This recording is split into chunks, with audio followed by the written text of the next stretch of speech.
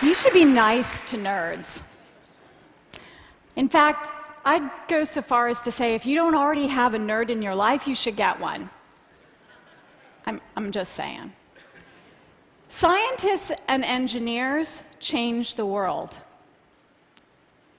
I'd like to tell you about a magical place called DARPA, where scientists and engineers defy the impossible and refuse to fear failure. Now, these two ideas are connected more than you may realize, because when you remove the fear of failure, impossible things suddenly become possible. If you want to know how, ask yourself this question. What would you attempt to do if you knew you could not fail? If you really ask yourself this question, you can't help but feel uncomfortable. I feel a little uncomfortable. Because when you ask it, you begin to understand how the fear of failure constrains you, how it keeps us from attempting great things. And life gets dull. Amazing things stop happening. Sure, good things happen, but amazing things stop happening.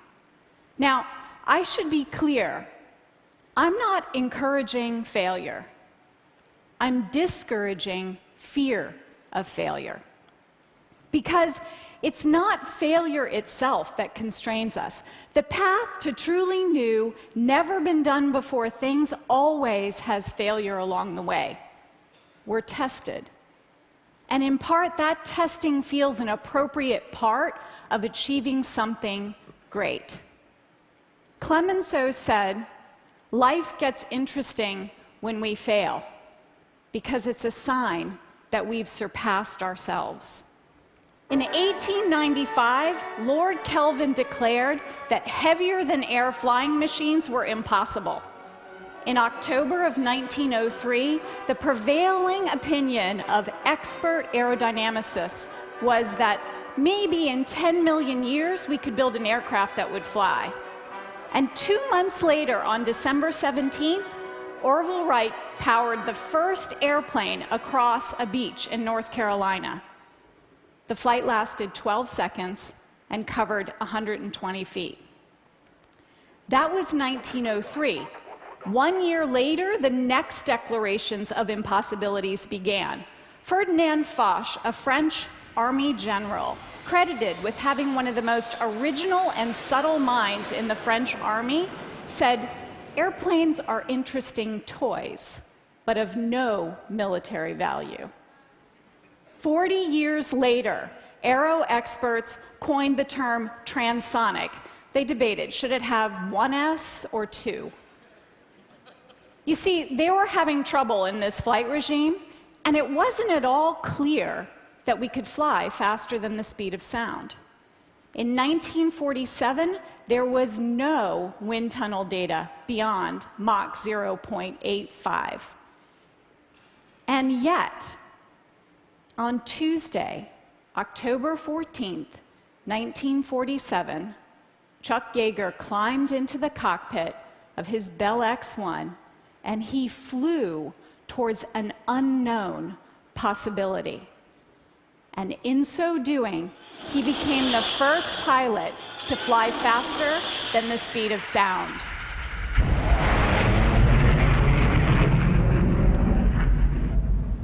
Six of 8 Atlas rockets blew up on the pad. After 11 complete mission failures, we got our first images from space. And on that first flight, we got more data than in all U-2 missions combined. It took a lot of failures to get there. Since we took to the sky, we have wanted to fly faster and farther. And to do so, we've had to believe in impossible things, and we've had to refuse to fear failure. That's still true today. Today, we don't talk about flying transonically or even supersonically. We talk about flying hypersonically, not Mach-2 or Mach-3, Mach-20. At Mach-20, we can fly from New York to Long Beach in 11 minutes and 20 seconds. At that speed, the surface of the airfoil is the temperature of molten steel, 3,500 degrees Fahrenheit, like a blast furnace. We are essentially burning the airfoil as we fly it. And we are flying it, or trying to. DARPA's Hypersonic test vehicle is the fastest maneuvering aircraft ever built. It's boosted to near space atop a Minotaur 4 rocket. Now, the Minotaur 4 has too much impulse, so we have to bleed it off by flying the rocket at an 89-degree angle of attack for portions of the trajectory. That's an unnatural act for a rocket. The third stage has a camera. We call it rocket cam, and it's pointed at the hypersonic glider. This is the actual rocket cam footage from Flight 1. Now, to conceal the shape, we changed the aspect ratio a little bit, but this is what it looks like from the third stage of the rocket, looking at the unmanned glider as it heads into the atmosphere back towards Earth. We've flown twice. In the first flight, no aerodynamic control of the vehicle, but we collected more hypersonic flight data than in 30 years of ground-based testing combined. And in the second flight, 3 minutes of fully controlled aerodynamic flight at Mach-20. We must fly again, because amazing, never-been-done-before things require that you fly. You can't learn to fly at Mach-20 unless you fly. And while there's no substitute for speed, maneuverability is a very close second. If a Mach-20 glider takes 11 minutes and 20 seconds to get from New York to Long Beach, a Hummingbird would take, well, days. You see, Hummingbirds are not hypersonic, but they are maneuverable. In fact, the Hummingbird is the only bird that can fly backwards. It can fly up, down, forwards, backwards, even upside down. And so if we wanted to fly in this room or places where humans can't go, we'd need an aircraft small enough and maneuverable enough to do so. This is a Hummingbird drone. It can fly in all directions, even backwards. It can hover and rotate. This prototype aircraft is equipped with a video camera.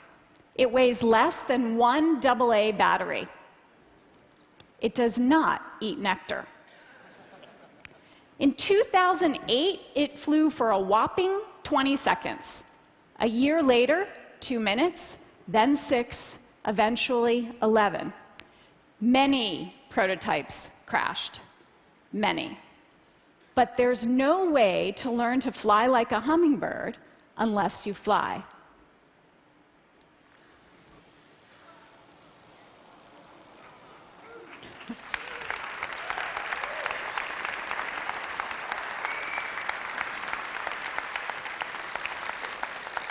It's beautiful, isn't it? Wow. It's great. Matt is the first ever Hummingbird pilot.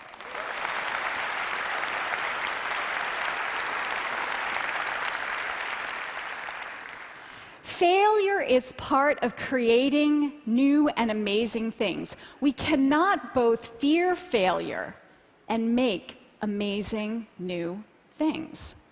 Like a robot with the stability of a dog on rough terrain, or maybe even ice. A robot that can run like a cheetah, or climb stairs like a human, with the occasional clumsiness of a human.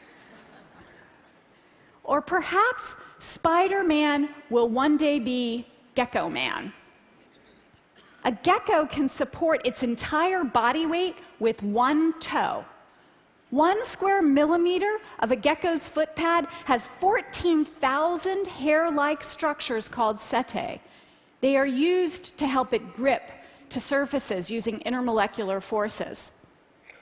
Today, we can manufacture structures that mimic the hairs of a gecko's foot. The result, a 4 by 4 inch artificial nano gecko adhesive can support a static load of 660 pounds. That's enough to stick 6 42-inch plasma TVs to your wall, no nails. So much for Velcro, right? And it's not just passive structures, it's entire machines. This is a spider mite. It's 1 millimeter long, but it looks like Godzilla next to these micro machines. In the world of Godzilla spider mites, we can make millions of mirrors, each 1/5 the diameter of a human hair, moving at hundreds of thousands of times per second to make large screen displays so that we can watch movies like Godzilla in high def. And if we can build machines at that scale, what about Eiffel Tower-like trusses at the micro scale? Today we are making metals that are lighter than styrofoam, so light they can sit atop a dandelion puff and be blown away with a wisp of air.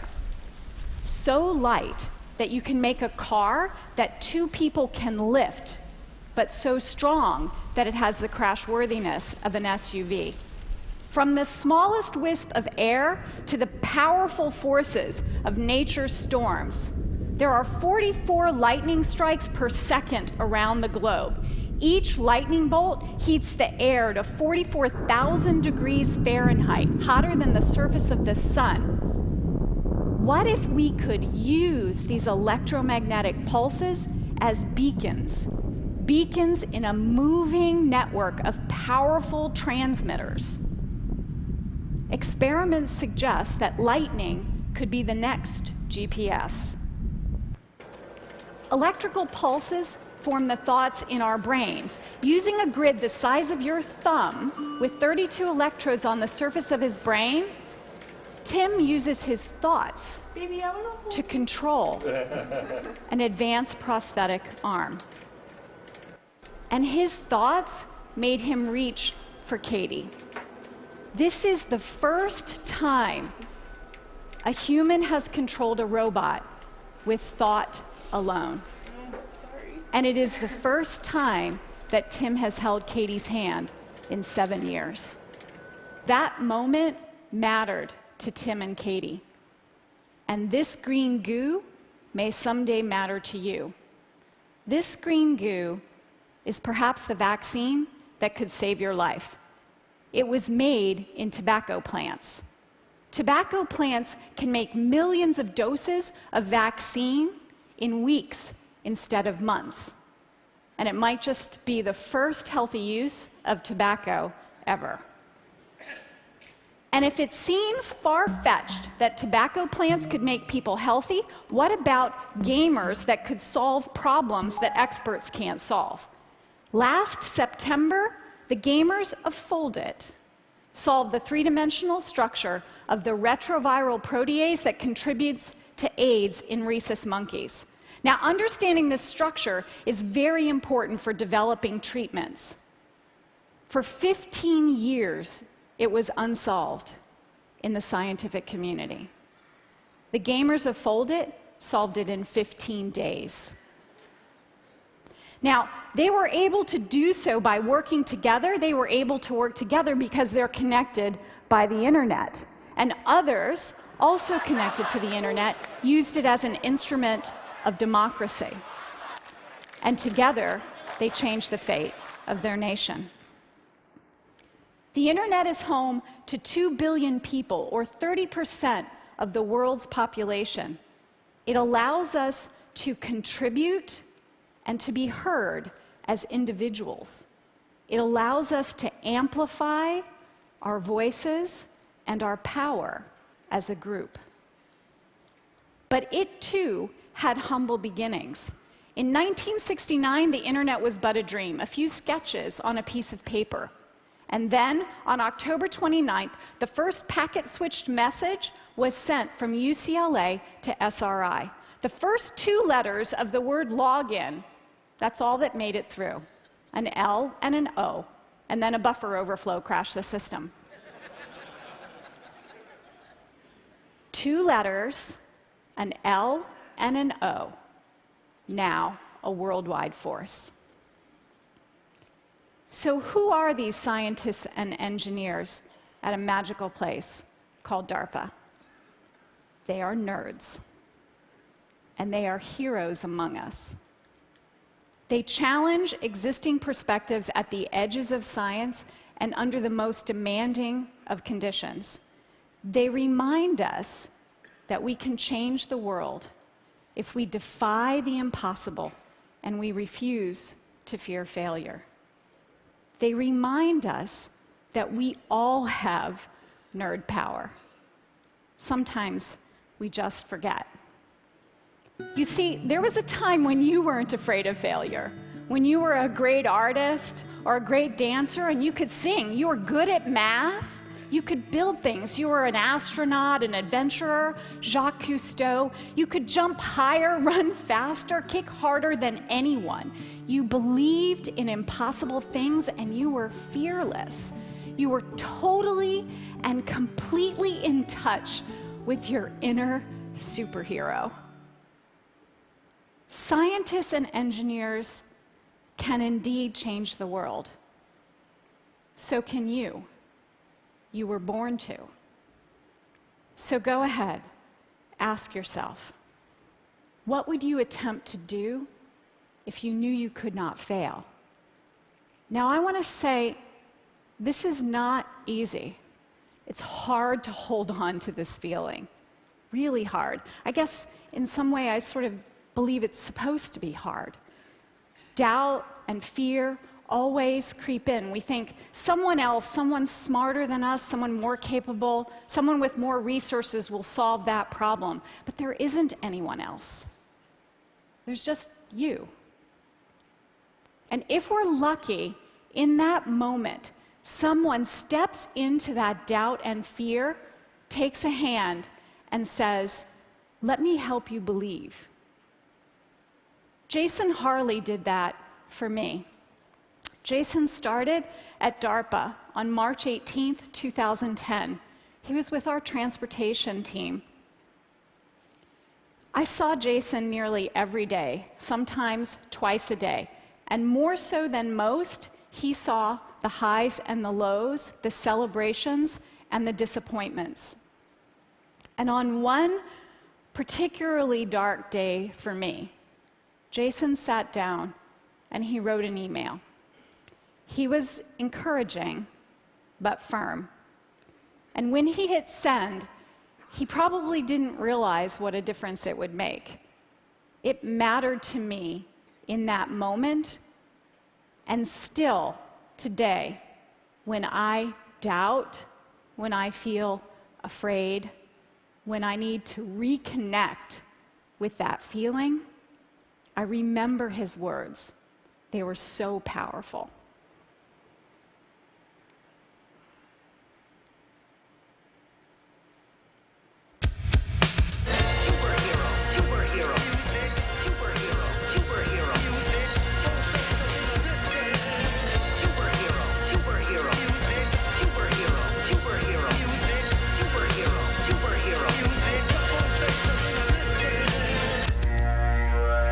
That's what being a superhero is all about. There is only time enough to iron your cape and back to the skies for you. And remember, be nice to nerds.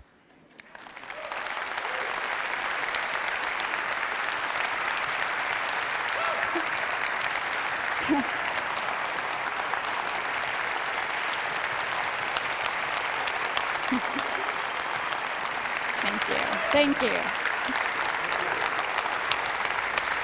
Regina, thank you. I have a couple of questions. Sure. So that glider of yours, The Mach-20 Yeah, glider. the Mach-20 glider. The first one, no control, it ended up in the Pacific, I think, somewhere, Yeah, right? yeah, it did. What happened on that second flight? Yeah, it also went in the Pacific. But this time under control? Well, yeah, no, we didn't fly it into the Pacific, right? No, there are multiple portions of the trajectory that are demanding in terms of really flying at that speed. And so in the second flight, we were able to get 3 minutes of fully aerodynamic control of the vehicle before we lost it. I imagine you're not planning to open up to passenger service from New York to Long Beach. Yeah, no, it might be a little warm. What do you picture? Yeah. What do you picture that glider being used for? Well, our responsibility is to develop the technology for this. How it's ultimately used will be determined by the military. Now, the purpose of the vehicle, though, the purpose of the technology is to be able to reach anywhere in the world in less than 60 minutes. And to carry a payload of more than a few pounds? Yeah. Like, what's the payload it could carry? Well, I don't think we ultimately know what it will be, right? We got to fly it first. So, but not necessarily just a camera? Yeah, no, not necessarily just a camera. It's amazing. The Hummingbird. Yeah. I mean, I'm curious, you started your beautiful sequence on flight with a wing, a plane Yeah. kind of trying to flap its wings and Yeah. failing horribly. Yeah. And there haven't been that many planes built since that flap wings. Yeah, yeah. Why did we think that this was the time to go biomimicry and copy a hummingbird? Isn't that a very expensive solution for a small, Well, maneuverable flying object? so, I mean, in part, we wondered if it was possible to do it. And you have to revisit these questions over time. The folks at AeroVironment tried 300 or more different wing designs, 12 different forms of the avionics. Took them 10 full prototypes to get something that would actually fly. But there's something really interesting about a flying machine that looks like something you'd recognize. So we often talk about stealth as a means for avoiding any type of sensing, but when things look just natural, you also don't see them. So it's So not it's necessarily like just mini the performance. stealth. It's partly the look. Sure, It's actually, sure. Look at that cute hummingbird flying into my headquarters. I mean, because that's I think as well as the awe at looking at that. Yeah, I'm sure sure. some people here are thinking, technology catches up so quick. How long is it before some crazed geek with a little remote control flies one through a window of the White House? I mean, do you Yeah. worry about the Pandora's box issue here? Well, look, our singular mission is the creation and prevention of strategic surprise. That's what we do. It would be inconceivable for us to do that work if we didn't make people excited and uncomfortable with the things that we do at the same time. It's just the nature of what we do. Now, our responsibility is to push that edge, and we have to be, of course, mindful and responsible of how the technology is developed and ultimately used. But we can't simply close our eyes and pretend that it isn't advancing. It's advancing. I mean, you're clearly a really inspiring leader, and you persuade people to go to these great feats of invention. But at a personal level, in a way, I can't imagine doing your job. Do you wake up in the night sometimes just asking questions about the possibly unintended consequences of your team's brilliance? Sure. I mean, I think you couldn't be human if you didn't ask those questions, And how do you answer them? Well, I don't always have answers for them, right? I think that we learn as time goes on. I mean, my job is one of the most exhilarating jobs you could have. I work with some of the most amazing people. And with that exhilaration comes a really deep sense of responsibility. And so you have, on the one hand, this tremendous lift of what's possible, right? And this tremendous seriousness of what it means. Regina, that was jaw-dropping, as they say. Thank you so much Thank for you. coming to Thank TED. you. Thank you.